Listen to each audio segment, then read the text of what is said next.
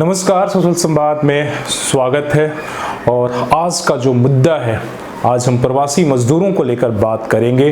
पूरे देश में लॉकडाउन 3 जो है चालू है और 41 दिन से ज़्यादा हो गया, लेकिन कल से जिस तरह से प्रवासी मजदूर जो अपने राज्यों को लौट रहे हैं, उन्हें रेलवे किराया को लेकर जिस तरीके से राजनीति हो रही है, आपने देखा कि अब जो है अलग अलग पार्टियां श्रेय ले रही हैं और अलग अलग लोग रेलवे के किराया देने की अपनी दावे कर रहे हैं। उसके साथ सवाल दूसरा ये है कि आखिर सरकार झूठ बोल रही है या मजदूर? आखिर झूठ कौन बोल रहा है? एक तरफ रेलवे मंत्रालय ने कहा कि 85% जो किराया है वो सब्सिडी रेलवे दे रहा है और 15% किराया राज्य सरकार दे रही है। ट्रेन में जो है कितना भाड़ा लगा और क्या क्या खाने को मिला वहाँ? खाने के लिए एक टाइम मिलता था, बस 24 घंटा में एक बार। ट्रेन में भाड़ा कितना लगा है? 910 रुपया। कहाँ से आ रहे हैं? केरला से। ये भी है कि जब बात मजदूरों की होती है, आपने देखा कि लॉकडाउन जब लागू हुआ, जिस तरीके से मजदूर हजारों किलोमीटर 2-2 हजार किलोमीटर सड़कों पर जब पैदल चल रहे थे, उस समय सरकार की सारी सुविधाएं, सारा सिस्टम वो फेल क्यों हो जाता है और लोग हाथ क्यों उठा देते हैं? ऐसा लगता है मजदूर इस देश पर बोझ है। उस समय कोई आगे आकर मजदूरों की जो अधिकार है उनकी बात क्यों नहीं करता है? जब हमारे मजदूर आज भी इन तमाम सुविधाओं के दावे के बावजूद भी, आज भी आप देश के हाईवे पर निकल जाइए, आपको सैकड़ों की संख्या में लोग पैदल चल रहे हैं, भूखे चल रहे हैं, प्यासे चल रहे हैं, उन्हें कोई सुविधाएं नहीं दी जा रही है और उनकी सबसे बड़ी समस्या है भूख की।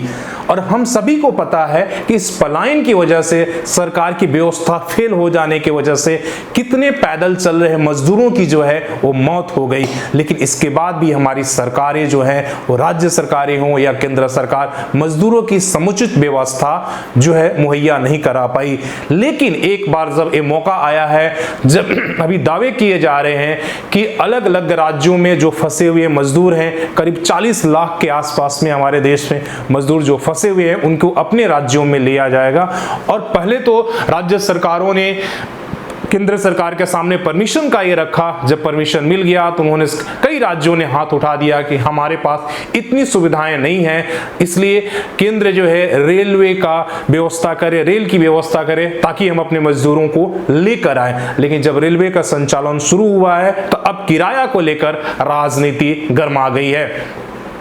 कल जिस तरीके से जब सोनिया गांधी ने एक ट्वीट किया और कहा कि अगर, ये बड़ी ही दुख की बात है कि एक तरफ जो है सरकार जो है, जो विदेशों में फंसे हुए लोग हैं उनके लिए तो सरकार व्यवस्थाएं कर रही है, लेकिन जो हमारे मजदूर है उनसे किराया लिया जा रहा है। बड़ी दुखद बात है। और इसलिए जो प्रदेश कांग्रेस है वो रेल की किराया मजदूरों को, सरकार को देगी अगर सरकार चुकाने में असमर्थ है। इसके बाद जो है अचानक राजनीति जो है गर्मा गई। इसके बाद केंद्र के तरफ से भी और कई बीजेपी के बड़े नेताओं ने ट्वीट पर ट्वीट किया और फिर ये बात सामने आई कि नहीं, किराए की तो कोई बात ही नहीं है, इसकी 85% किराया तो रेलवे दे रही है और केवल 15% उन राज्यों को देना है। इसके बाद जो है बिहार सरकार ने भी, जब जो नीतीश कुमार पहले हाथ उठा रहे थे, उनका भी बयान आया कि बिहार में किसी भी मजदूरों को किराया नहीं देना पड़ेगा, बिहार सरकार उठाएगी। फिर कई राज्य सरकारों ने भी ये घोषणा किया।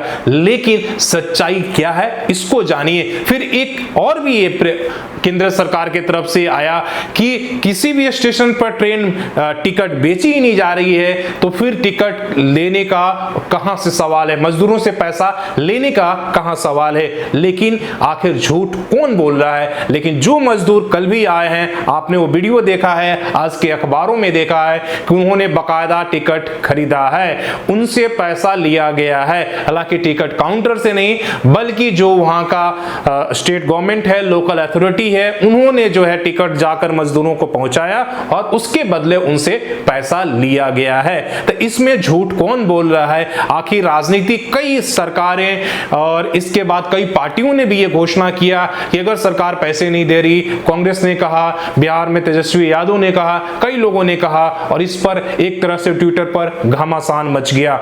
लेकिन इन तमाम सारी चीजों के बावजूद भी लगातार झूठ पर झूठ बोला जा रहा है कि लेकिन एक तरफ जो मजदूर है वो जो है टिकट लेकर यात्रा कर रहा है, अभी भी कर रहा है। अगर आप मान लीजिए एक ट्रेन में 1200 के आसपास पे मजदूर जो है वो आ रहे हैं, उनसे 900 से 1000 रुपए किराया लिया जा रहा है, तो कितने पैसे हुए आप जोड़ सकते हैं। और इस तरीके से जो है अगर 40 लाख मजदूर यात्रा कर रहे हैं तो कितने पैसे पड़ेंगे।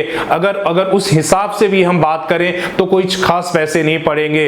लेकिन इसके बावजूद भी एक रैली से भी कम खर्चा पड़ेगा, लेकिन सरकार के पास वो तमाम रैली के लिए पैसे हैं, उन तमाम चीजों के नेताओं के लिए पैसे हैं, लेकिन जब मजदूरों के लिए सुविधा की बात आती है तो सरकारें जो है किस तरीके से राजनीति करती है, क्या ये विडंबना आप देख सकते हैं। सरकार ने कहा कि हम भोजन दे रहे हैं, हम टिकट दे रहे हैं, हम सब तरह की चीजें दे रहे हैं, लेकिन उन मजदूरों को आप वो वीडियो को देखिए और जिसमें कहा जा रहा है कि सिर्फ 24 घंटे में एक बार रेलवे की तरफ से भोजन दिया गया और उनसे किराए का बकायदा पैसे लिया गया है। तो इस देश में इस समझ लीजिए कि सरकार के लिए क्या जरूरी है, प्रचार प्रसार जरूरी है या मजदूरों के लिए। आखिर झूठ कौन बोल रहा है, आप इन चीजों से अंदाजा लगा सकते हैं।